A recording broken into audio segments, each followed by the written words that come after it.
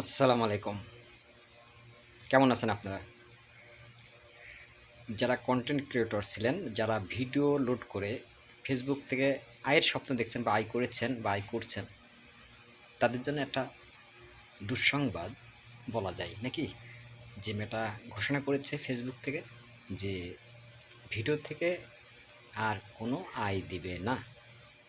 তো ভিডিও থাকছে না, ভিডিও আপলোড হবে না।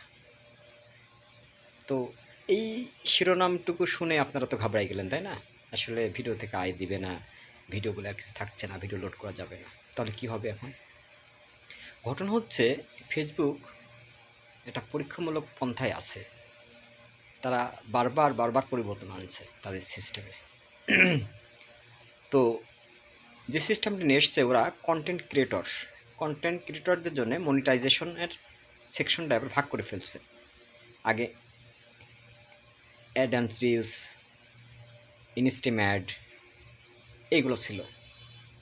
তো এখন এক ক্যাটাগরিতে চলে আসছে যে আপনি ছবি পোস্ট করলে টাকা হবে, টেক্সট দিলে টাকা হবে, তারপরে স্টোরিতে শেয়ার করলে ওখান থেকে টাকা আয় করা যাবে।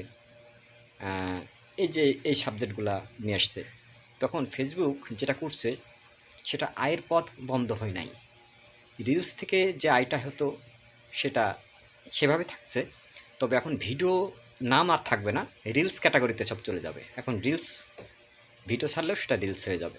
সেটা আপনি 10 সেকেন্ড ছাড়ুন, 20 সেকেন্ড ছাড়ুন, আধা ঘন্টা ছাড়ুন, 3 মিনিট ছাড়ুন, 10 মিনিট ছাড়ুন, 15 মিনিট ছাড়ুন, যাই ছাড়বেন সে রিলসের ক্যাটাগরিতে সেটা পোস্ট হয়ে যাবে। তবে এই দিক দিয়ে কন্টেন্ট ক্রিয়েটর একটা ভালো একটা দিক, যে যারা লং ভিডিও ছাড়তো সেই অডিয়েন্স আর রিলসের অডিয়েন্সের ভিতর পার্থক্য ছিল। রিলসে দ্রুত ভাইরাল হতো, ভিউ বেশি হতো। এখন সব ভিউয়ের মধ্যে চলে যাবে রিলসের মধ্যে। তো রিলস থেকে যে সিস্টেমে আয়ের ফেসবুক একটা ম্যানেজমেন্ট দাঁড় করিয়েছে যে আয়টা হবে সেটা পাবেন। সেটা ভিডিও আপনি ছাড়বেন কিন্তু রিলস ক্যাটাগরিতে সেটা পাবলিশড হবে। এটাই আপনার শঙ্কায় পড়ার কোনো কারণ নেই। তবে একটা জিনিস আপনাদের মাথায় রাখতে হবে, যে কোয়ালিটি কন্টেন্ট ছাড়া আপনি টিকে থাকতে পারবেন না। শিক্ষণীয় বিষয় থাকতে হবে আপনার কন্টেন্টের মধ্যে। আপনি বিনোদন থাকতে হবে, বিনোদনের মতো যদি না থাকে, সেটা যদি নোংরা হয়, সেটা যদি শিক্ষণীয় কোনো বিষয় না থাকে, সেটা কিন্তু সেভাবে পাবলিশড হবে না, আয়ের জায়গাটা সেটা পরিষ্কার থাকবে না। ফেসবুক থেকে আয় করতে পারবেন। কন্টেন্ট ক্রিয়েটর যারা আছেন তাদের ঘাবড়ানোর কোনো কারণ নেই। আপনাদের ভিডিও আপনারা আপলোড করেন, সেটা রিলস আকারে পাবলিশড হয়ে যাবে, ফেসবুক করে দেবে।